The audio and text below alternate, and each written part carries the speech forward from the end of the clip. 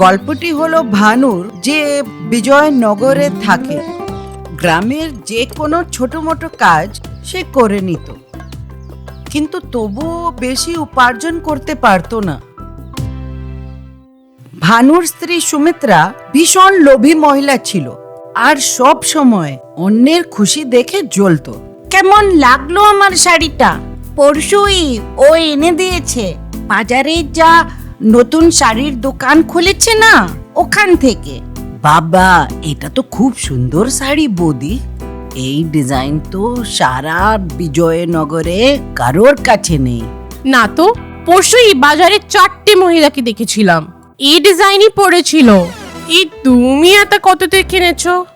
হ্যাঁ, আমার তো মনে হয় খুব সস্তা। হ্যাঁ সুমিত্রা, খুব সস্তা। এত সস্তা, তুমি 10-15 বছর পয়সা জমা করে নাও, এমনি একটা শাড়ি তো কিনেই নেবে। আচ্ছা সুমিত্রা, তুমি যে শাড়িটা পরে আছো সেটা বিয়ের সময় কিনেছিলে না? রেগে মেগে সুমিত্রা ওখান থেকে চলে যায়, কিন্তু ওর পুরো রাগ নিজের বর ভানুর ওপরে বেরোতো। বাস এতটুকু পয়সা, এই পয়সা আমি সংসার কি করে চালাবো? যেমন সব সময় চালাও, এবার আমি যাই রোজগার করি তোমাকেই তো এনে দিই। হ্যাঁ হ্যাঁ, জানো অনেক কৃপা করছো। কোনো গয়না তো ছেড়েই দাও। কখনো নিচের থেকে একটা শাড়ি এনে দিয়েছো? অনেক হয়েছে, আমি কিছু জানি না। আজকে যে করেই হোক সব থেকে দামি শাড়ি তুমি নিয়ে আসবে, নয়তো আমি বাপের বাড়ি চলে যাব। সত্যি? এত খুশি হবার দরকার নেই। আমি বাপের বাড়ি যাব আর মাকে এখানেই নিয়ে আসবো। এত বড় শাস্তি! দাঁড়াও, আমি কিছু করছি। ওনাকে এখানে ডেকো না, কেউ ধারে পয়সা দিতে রাজি না। আর পয়সার ব্যবস্থা না হলে আমি শাড়ি কোত্থেকে কিনবো? আর যদি শাড়ি না কিনতে পারি তো ওর মা এখানে এসে আমার মাথা খেয়ে নেবে। না না, আমাকে কিছু না কিছু তো ভাবতেই হবে। ও হ্যাঁ, আমাদের বাড়ির গোদামে অনেক পুরনো জিনিস পড়ে আছে। যদি ওর মধ্যে থেকে কিছু বিক্রি করে দিই তাহলে কিছু পয়সা হয়তো চলে আসবে, আর তারপর সুমিত্রার জন্য শাড়ি কিনতে পারবো। বাহ ভানু, বাহ, কি আইডিয়া আসছে তোর মাথায়। ভানু তাড়াতাড়ি বাড়ি ফিরে, আর বিক্রি করা হয়তো কিছু পাবে এটা ভেবে গোদামে ঢোকে। ইস, আরে বাপরে, মনে হয় ঠাকুরদার পরে এই কামরায় আজ পর্যন্ত কেউ ঢোকেইনি। এখানে বিক্রি করার মতন আদৌ কি আছে কিছু?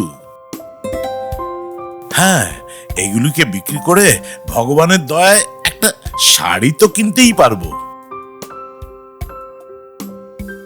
হ্যাঁ, এটা দিয়ে আমার কাজ হয়ে যাবে। হ্যাঁ ভগবান, এটা কি হলো? আমি স্বপ্ন দেখছি না তো? আরে না না, স্বপ্ন কেন, এটা তো সত্যি। চলো আরেকবার চেষ্টা করে দেখি। আরে বাহ, এটা তো মায়াবী সিন্ধুক। অদ্ভুত ব্যাপার, এটা দিয়ে তো আমি যা চাই সেটাকে দ্বিগুণ করতে পারবো। সুমিত্রাকে গিয়ে দেখাই।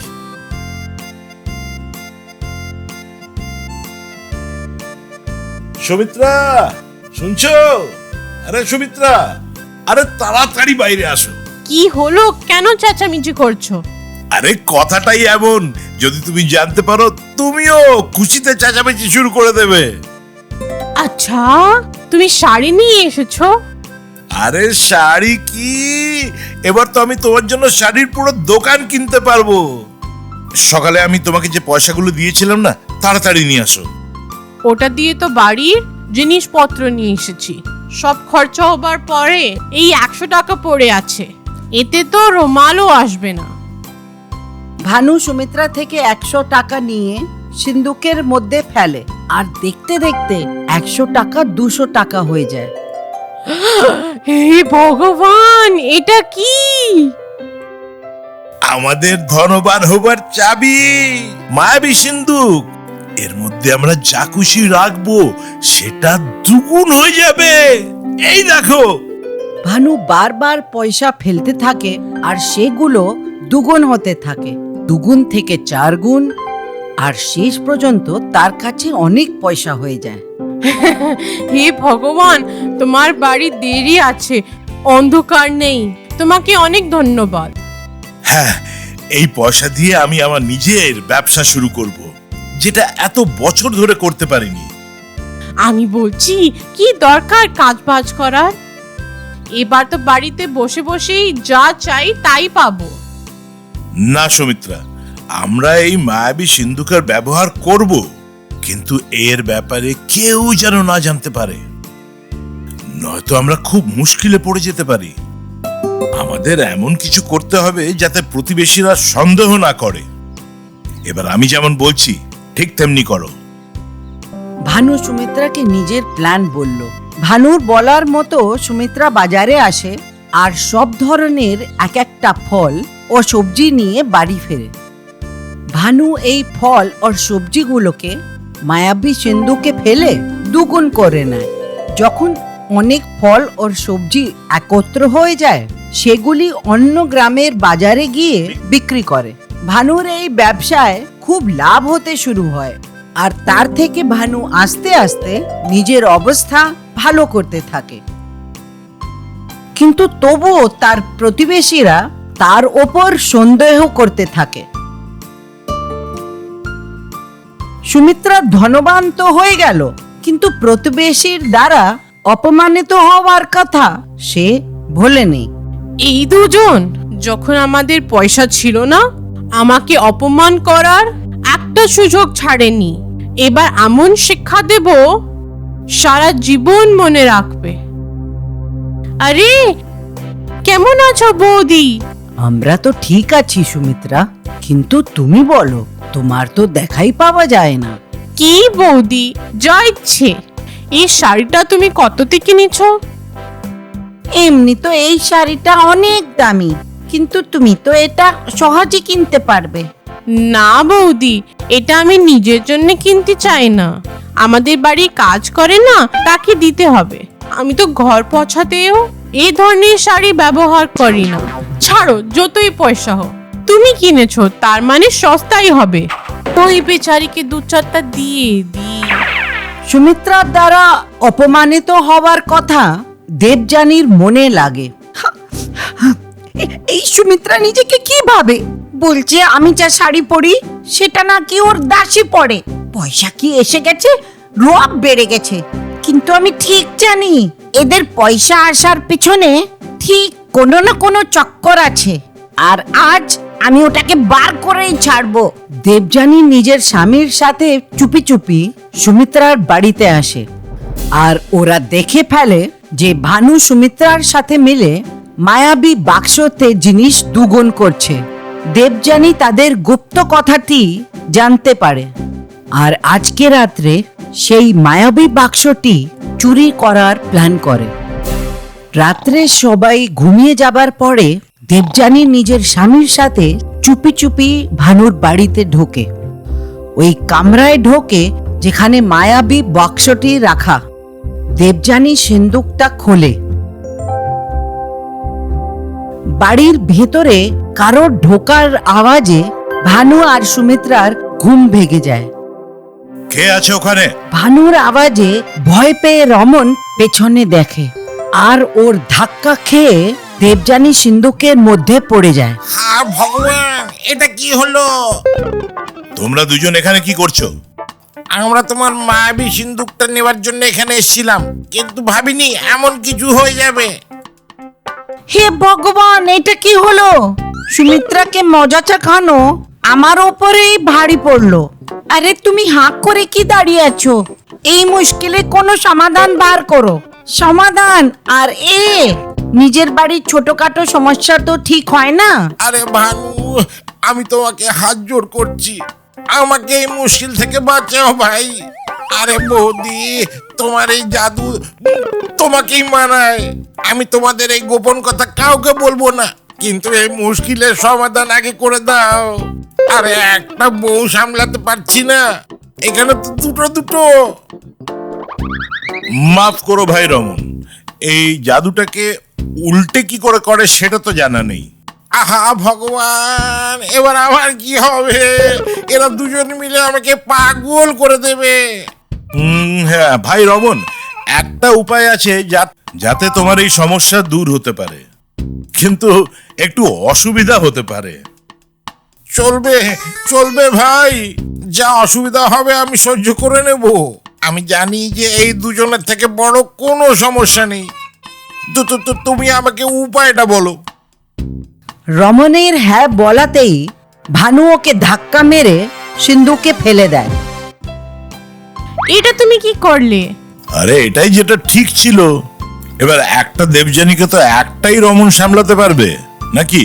সেই জন্য দুটো দেবযানীর জন্য দুটো রমন দরকার। ভানুর আইডিয়া কাজ করে গেল, আর সিন্ধুকে মধ্যে থেকে দুটো রমন বেরিয়ে এলো। সবাই মায়াবী সিন্ধুক ব্যবহার করার ফল পেয়ে গিয়েছিল। ভানু সিন্ধুকে তালা লাগিয়ে দিল আর কখনো ব্যবহার করবে না এই শপথ নিল।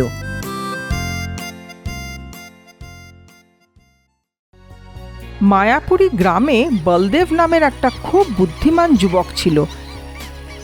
সে প্রায়ই গ্রামবাসীদের সাহায্য করত। এই নিন কাকু তোমার সবজিগুলো, আর এই রইলো বেঁচে থাকা টাকা। আরে বাবা, কিছু টাকা তুইও রেখে নে, তোর কাজে আসবে। না কাকু, আমি যত রোজগার করি তাতেই খুশি। আপনার দরকার হবে এই টাকা। কিছুদিন পর গ্রামে 3 মাস ধরে বৃষ্টি হচ্ছিল। পুরো গ্রাম ঝামেলায় পড়েছিল। বলদেব নিজের গ্রামবাসীদের সাহায্য করছিল। আরে মাসি, আমার হাত ধরে নাও, আমি তোমাকে সুরক্ষিত জায়গাতে পৌঁছে দেব। 4 দিন হয়ে যায়, বৃষ্টি কোনো মতেই থামছিল না। হঠাৎ জোরে ঝড় বৃষ্টি শুরু হয়। হে ভগবান, আমাদের বাঁচিয়ে নে। একটা ঘরে একটা বুড়ি আটকে গেছিল। ঘরে জল ভরে যাচ্ছিল। কোনো গ্রামবাসী তার সাহায্যের জন্য এগিয়ে এলো না। তখনই বলদেব এসে একটা ভাঙা দরজাকে নৌকো বানিয়ে আর অন্য পাল্লা দিয়ে নৌকো চালানোর চেষ্টা শুরু করলো। কেউ কি আছো? আমাকে বাঁচাও। বলদেব ওই বুড়ি মহিলাকে বাঁচিয়ে নেয়। ভালো থেকো বাবা, কেউ আমাকে সাহায্য করলো না, শুধু তুমি আমাকে সাহায্য করতে এলে। ভগবান তোমার মঙ্গল করুক, তুমি সুস্থ থাকো। বলদেব যখন ওই বুড়ি মহিলাকে সুরক্ষিত জায়গায় রাখছিল, তখন সেই বুড়ি মহিলা বলদেবকে দাঁড় করায়। দাঁড়াও বাবা, এটা নাও। এটা কি? এটা জাদুই পাথর। এটা তোমার ভাগ্য পাল্টে দেবে, তোমার সব ইচ্ছা পূরণ করবে।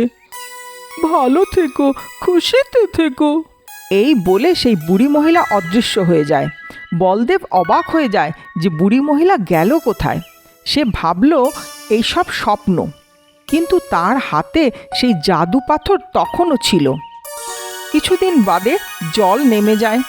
বলদেব আর বাকি গ্রামের লোকেরা ঘরে ফিরে যায়। বলদেব এখনও সেই পাথর আর সেই বুড়ি মহিলার ব্যাপারে ভাবছিল। সে ওই পাথরকে ভালো করে দেখছিল। শেষমেশ এই পাথরে আছেটা কি? আর সেই বুড়ি বউটা কোথায় গেল? তখনই বলদেব লাড্ডুর গন্ধ পায়। মনে হয় কেউ মতিচুরের লাড্ডু বানাচ্ছে। ইস, যদি আমিও কিছু পেয়ে যেতাম। ব্যাস কিছুক্ষণের মধ্যেই তার দরজায় কেউ আওয়াজ করে, আর একটা ছোট্ট বাচ্চা লাড্ডু নিয়ে আসে। এই লাড্ডুটা মা তোমার জন্য পাঠিয়েছে, বলেছে তুমি এটা খুব ভালোবাসো, এই নাও, খেয়ে নাও। লাড্ডু দেখে বলদেব খুশি হয়ে যায়। সে বেশি কিছু জিজ্ঞেস না করে লাড্ডু খেতে শুরু করে দেয়, আর সেই ছোট বাচ্চা সেখান থেকে চলে যায়। আরে ছুটকি! কিন্তু সেই বাচ্চা সেখান থেকে চলে গেছে। আমি তো জিজ্ঞেস করতে ভুলেই গেলাম যে লাড্ডুকে পাঠিয়েছে। পরের বার জিজ্ঞেস করে নেব। পরের দিন বলদেব অন্য বাচ্চাদের জিজ্ঞাসা করে, একটা 8-9 বছরের বাচ্চা আছে, গোলগাল, যার চোখ নীল। কে সে? এমন তো কোনো বাচ্চা এই গ্রামে তো নেই। তুমি হয়তো জানো না। বলদেব বাচ্চার ব্যাপারে অন্য আরও লোককে জিজ্ঞাসা করে, কিন্তু কেউ তার ব্যাপারে কিছু জানে না। কিছু মাস পেরিয়ে যাওয়ার পর এই ঘটনা বলদেব ভুলে গেছিল। হঠাৎ বলদেবের ওই পাথরের উপরে নজর পড়ে। সেই বউটা বলেছিল যে এটা জাদু পাথর, কিন্তু কি জাদু আছে এতে? তখনই তার বাড়িতে ওর পাশের বাড়ির কাকু কাঁদতে কাঁদতে আসে।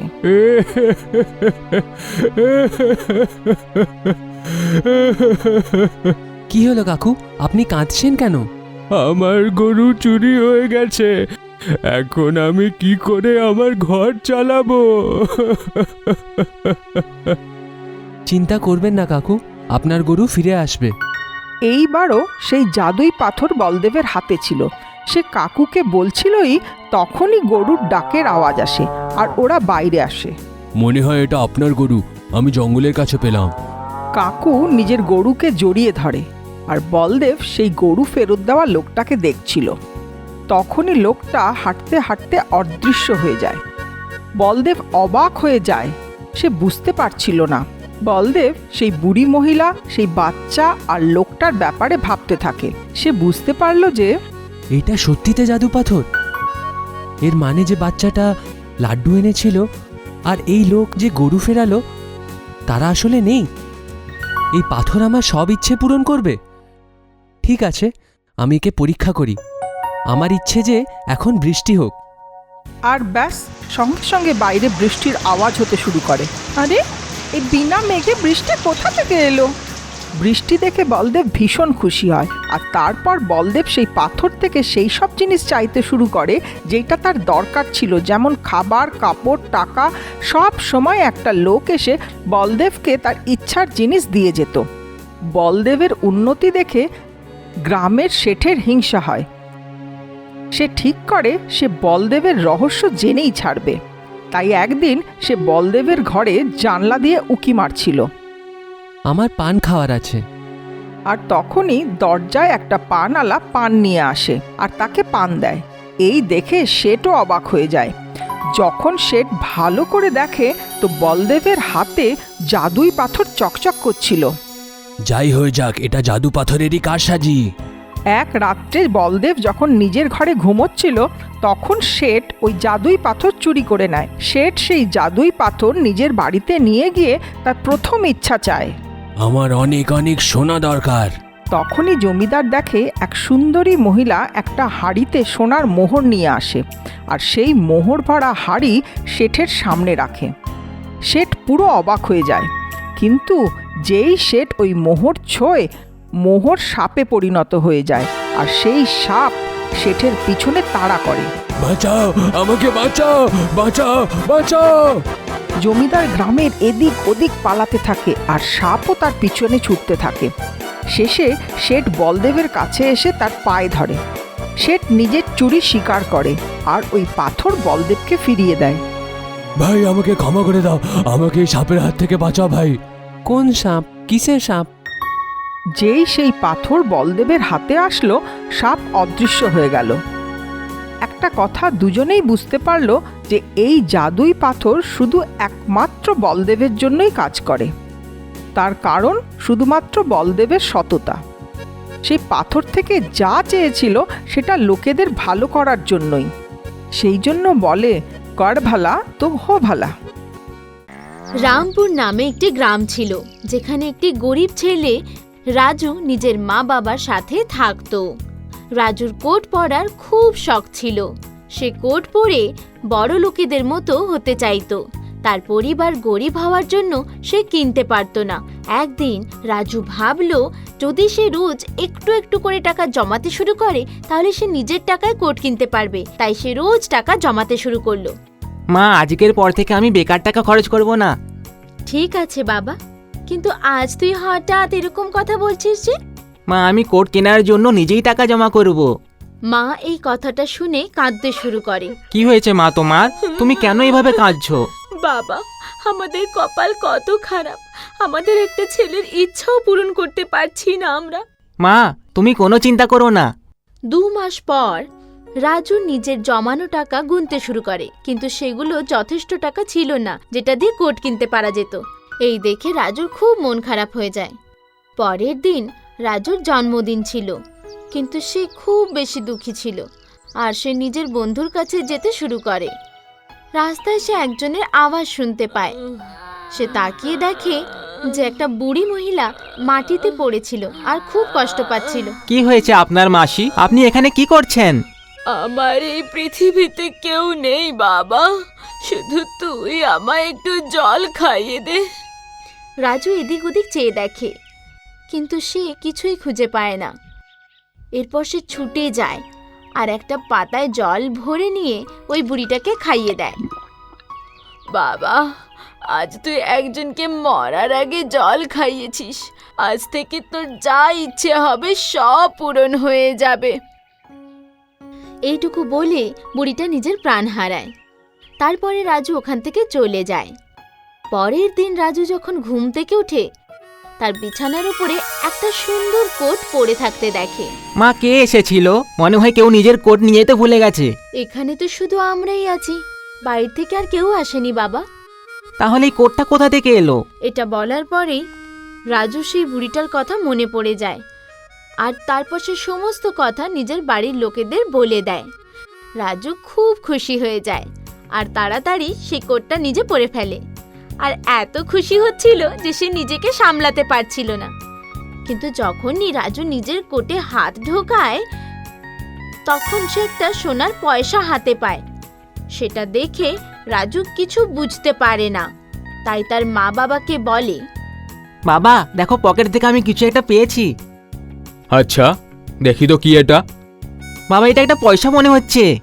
পয়সাটা দেখে মা বাবা দুজনেই খুব আশ্চর্য হয়ে যান, আর তারা দুজনেই কিছুই বুঝতে পারেন না। আর এটা তো সোনার পয়সা বলে মনে হচ্ছে, এটা কোটের মধ্যে কোথা থেকে আসতে পারে?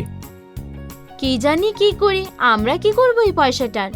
এটা নিশ্চয়ই আমাদের রাজুর ভালো কর্মের জন্য হয়েছে। পরের দিন স্বামী স্ত্রী বাইরে থেকে বাড়ি ফিরল, আর যখনই বাড়িতে প্রবেশ করলো, রাজু ওনাদের আবার একটা সোনার পয়সা দেখায়। দেখো মা, আমি আবার একটা সোনার পয়সা খুঁজে পেয়েছি, কোটের পকেটে ছিল। মা বাবা দুজনেই একই সাথে জিজ্ঞাসা করেন, এটা কোথা থেকে এলো? মা, যেভাবে এর আগে আমি কোটের পকেটে হাত ঢুকিয়েছিলাম আর সোনার পয়সা বেরিয়েছিল, সেইভাবেই দ্বিতীয়বার বেরিয়েছে। মা বাবা দুজনেই আশ্চর্য ও গভীর চিন্তার মধ্যে পড়ে যায়। আসলে এসব হচ্ছেটা কি? এই কোটটা থেকে কি করে পয়সা বেরোচ্ছে? রাজু, তুই আরেকবার কোটে হাত ঢুকিয়ে দেখ তো, এবারও কি পয়সা বেরোচ্ছে? রাজু আবার নিজের পকেটে হাত ঢুকিয়ে দেখে, আর এবারেও আবার একটা পয়সা বের হয়। মা বাবা এটা দেখে খুব খুশি হয়ে যায়, আর তারপর রাজুকে বারবার পয়সা বের করতে বলে, আর রাজু তাদেরকে বারবার পয়সা বের করে দিতে থাকে। এইভাবেই ওই পয়সাগুলোর সাহায্যে এর পরিবারটা গরিব থেকে ধনী হয়ে যায়। সমস্ত গ্রামবাসীরা এটা দেখে খুব অবাক ছিল যে হঠাৎ করে এই লোকগুলোর কাছে এত টাকা কোথা থেকে এলো। তারপর গ্রামবাসীরাও নিজেদের সমস্যা বলে তাদের কাছে সাহায্য চাইতে শুরু করে, আর তারাও সমস্ত লোকেদের সাহায্য করতে থাকে। কিন্তু একদিন রাজুর মা খুব বেশি রেগে যায়। এই কোটটা আমাদের, তাহলে কেন অন্যদের সাহায্য করে নিজেদের টাকা নষ্ট করছি আমরা? হ্যাঁ, তুমি ঠিক কথা বলেছ, এবার থেকে আমরা কারোর সাহায্য করব না। দুজনে খুব লোভী হয়ে পড়ে, আর তারপর দুজনে মিলে সবার সাহায্য করা বন্ধ করে দেয়। কিছুদিন এভাবেই চলতে থাকে, তারা অন্য কারোর সাহায্য করে না। তারপর একদিন হঠাৎ সেই কোটটাও উধাও হয়ে যায়। রাজু কাঁদতে শুরু করে। তারপর সে নিজের মা বাবাকে বলে যে আমাদের অতিরিক্ত লোভের কারণে আমরা সেই কোটটাই হারিয়ে ফেললাম। তারা সবাই আবার গরিব হয়ে যায়। কিছুদিন পরে একদিন একজন গরিব মহিলা রাজুর বাড়িতে সাহায্যের জন্য আসে।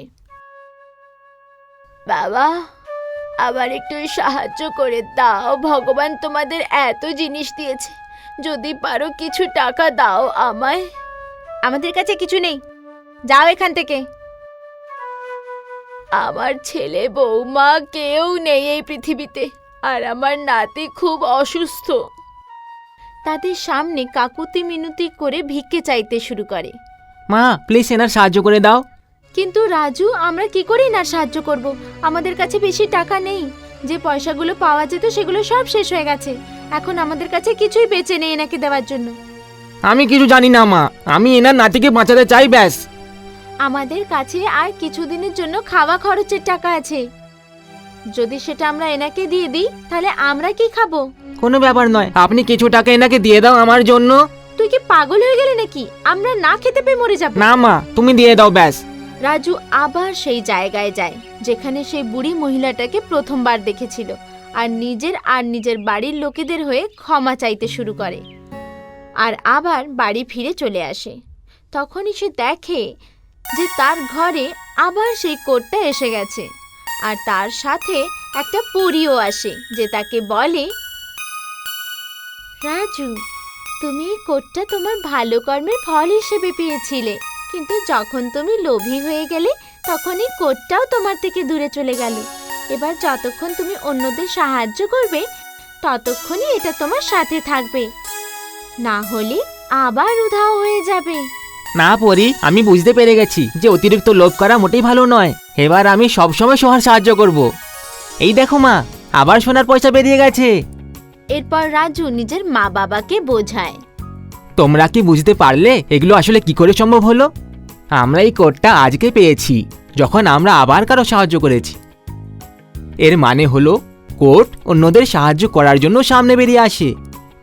যখন আমরা বেশি লোভ করেছিলাম তখন এই কোটটা উধাও হয়ে গেছিল।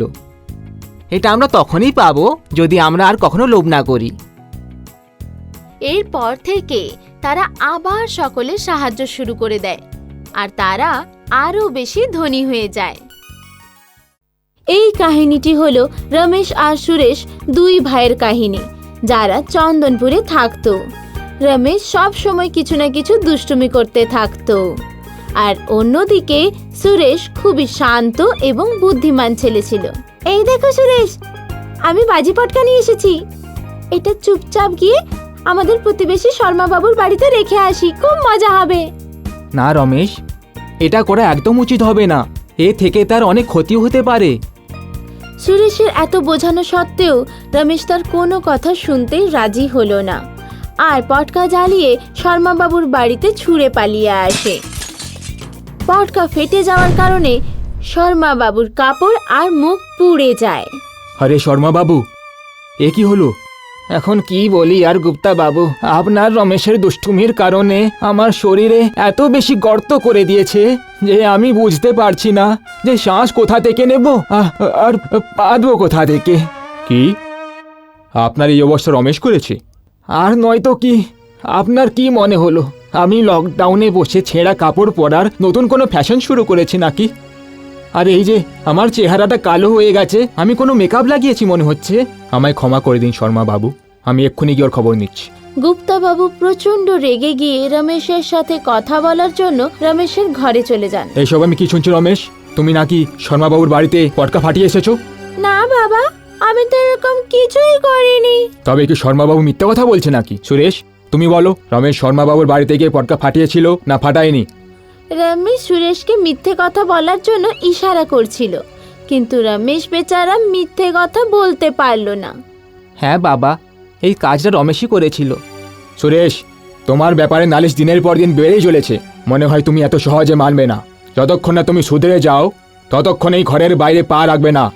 আমি তোমার ঘরের কেবল আর ওয়াইফাই আজই বন্ধ করে দিচ্ছি। গুপ্তবাবু রমেশের ঘর থেকে বাইরে বেরিয়ে যায়, আর এদিকে রমেশ সুরেশের ওপর রাগ দেখাতে থাকে। কি দরকার ছিল বাবাকে সব সত্যি কথা বলার? যদি একটু মিথ্যে কথা বলে দিতিস এমন কি হয়ে যেত? মিথ্যে কথা কখনো বলতে নেই, আর আমি তোমায় এটা করার জন্য অনেক আগেই মানা করেছিলাম। আরে ভাই, তুই আবার নিজের লেকচার শুরু করিস না কিন্তু। এখন টিভি আর ওয়াইফাই সব বন্ধ, তাহলে এখন টাইম পাস কি করে হবে?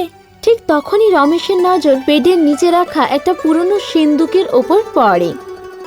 আরে বাবা, দাদুর এই সিন্দুকটা কবে থেকে এখানে রেখেছে? রমেশ সিন্দুকটা ওখান থেকে বের করে আর হাতুড়ি দিয়ে ওর তালাটা ভাঙতে যায়। না রমেশ, আমাদের এটা খোলা উচিত নয়। বাবা যদি জানতে পারে তাহলে সে আবার রেগে যাবে। না খুললে বুঝবোটা কি করে যে এতে কি আছে? কে জানে, হয়তো দাদু আমাদের জন্য এতে কোনো খাজানা রেখে গেছেন।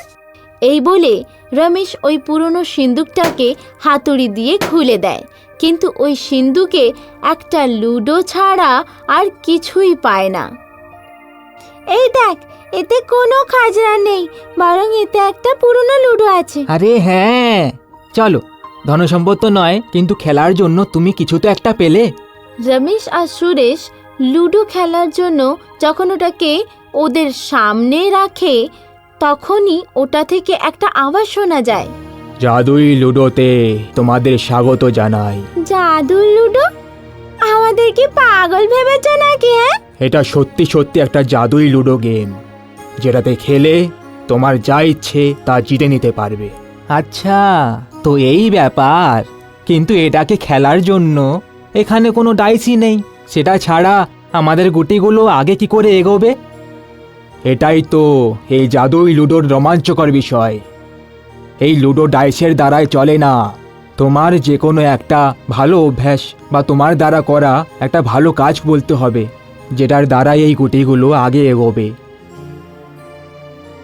আচ্ছা, চলো তাহলে খেলা শুরু করা যাক। তুমি কোন রঙের গুটি নিতে চাও রমেশ? লাল আমার লাকি কালার, আমি লাল গুটি দিয়ে খেলবো। ঠিক আছে, তাহলে আমি হলুদ গুটি নিয়ে নিচ্ছি। নিজের গুটি আগে এগোনোর জন্য তোমার দ্বারা করা একটা ভালো কাজ বলো। প্রথমে আমি বলছি, আমি সব সময় গুরুজনদের সম্মান করি। সুরেশের এই কথাটা বলার পরেই ওর গুটি এগিয়ে যেতে লাগে, আর ওর সামনে এক দারুণ সুন্দর সাইকেল এসে যায়। আরে বাহ, আমি সবসময় এই রকমেরই সাইকেল চেয়েছিলাম। থ্যাংক ইউ জাদুই লুডো। চলো রমেশ, এবার তোমার পালা। এখন আমি কি করি? আমি যদি কোনো কাজ না বলি তাহলে আমার গুটি তো এগোবে না, আর আমি কিছুই পাবো না। ঠিক তখনই রমেশের দুষ্টু মাথায় একটা দুষ্টু বুদ্ধি আসে। আমি মিথ্যে মিথ্যে যে কোনো একটা কাজ বলে দিই। এই লুডো গেমটা এত কিছু কোথায় আর বুঝবে? হ্যাঁ, এইটাই ঠিক থাকবে। আমি সব সময় মানুষের সাহায্য করি। রমেশের এই কথা বলার পরেই রমেশের একটা গুটি উধাও হয়ে যায়, আর ওর মাথা থেকে এক জোড়া শিং বেরিয়ে যায়। আরে এসব কি হচ্ছে? এইসব লুডো আমার সাথে কেন করছে? এটা একটা জাদুই লুডো। এর সামনে তুমি যদি মিথ্যে কথা বলো, তোমার এক একটা করে সব গুটি উধাও হয়ে যাবে, আর তুমি এর শাস্তিও পাবে। সুরেশ, এবার তোমার পালা। আমি সবসময় নিজের পড়া সময় মতো পুরো করে ফেলি। সুরেশের এ কথা বলা মাত্রই ওর গুটি এগিয়ে যায় আবার, আর ওর সামনে একটা সুন্দর ভিডিও গেম দেখা যায়। জাদুর লুডো রমেশকে ওর ভালো অভ্যাসের ব্যাপারে জিজ্ঞেস করে, কিন্তু ও কিছুই বলতে পারে না। ওর আবার একটা গুটি উধাও হয়ে যায়, আর ওর একটা লেজ বেরিয়ে যায়। সুরেশ তো একটা ভালো অভ্যেস মেনে চলা ছেলে, এই জন্য ও আস্তে আস্তে গেমে এগিয়ে যেতে থাকে, আরও নতুন নতুন গিফট পেতে থাকে। অন্যদিকে রমেশ ওর খারাপ অভ্যেসগুলোর জন্য একটা শয়তানের মতো দেখতে লাগে, আর গেমে ওর শেষ গুটি বেঁচে থাকে। দেখেছো রমেশ, এটা তোমার দ্বারা করা কর্মের জন্য শাস্তি দেওয়া হচ্ছে। আমি তোমায় সর্বদা ভালো ব্যবহার করার জন্য বলে এসেছি, কিন্তু তুমি আমার কথা কোনোদিন শোনোনি। হ্যাঁ সুরেশ, তুমি ঠিকই বলেছ। আজ আমি আমার নিজের ভুলটা বুঝতে পেরেছি। এরপর থেকে আমি সব সময় ভালোভাবে ব্যবহার করব। রমেশের এই কথা বলা মাত্রই ওর শেষের গুটিটা এগিয়ে যায়, আর রমেশের মাথা থেকে সিংও উধাও হয়ে যায়। আরে, এই চমৎকারটা কি করে হলো? রমেশ, প্রথমবার তুমি নিজের ভুল স্বীকার করে নিয়েছো, যেটা একটা খুবই ভালো কথা। তখনই সুরেশের মাথায় একটা বুদ্ধি এলো। রমেশ, তুমি আজ পর্যন্ত যা কিছু ভুল করেছো সেগুলো স্বীকার করে নাও, আর তুমি সেগুলো শুধরানোর জন্য দিব্যি খাও। ঠিক আছে। রমেশ জাদু লুডোর সামনে নিজের সব ভুল স্বীকার করে নিল, আর আস্তে আস্তে ওর গুটি গেমে এগিয়ে যেতে থাকলো, আর ওর মুখটাও আস্তে আস্তে আগের মতো হয়ে যেতে থাকলো। এইভাবেই রমেশ খেলা জিতে যায়, আর সম্পূর্ণভাবে ঠিকও হয়ে যায়। আরে, এসব কি করে ঠিক হয়ে গেল? হ্যাঁ, কিন্তু আবার তুমি আগের মতো দুষ্টুমি যেন শুরু করে দিও না। তুমি আদর্শ ছেলে হওয়ার কথা দাও, তাহলে আমি নিজের সমস্ত গিফট তোমার সাথে ভাগ করে নেব। না না, আমি আমার শিক্ষা পেয়ে গেছি। খুব ভালো কথা। সেদিন থেকে রমেশও সুরেশের মতো ভালো ছেলে হয়ে গেল।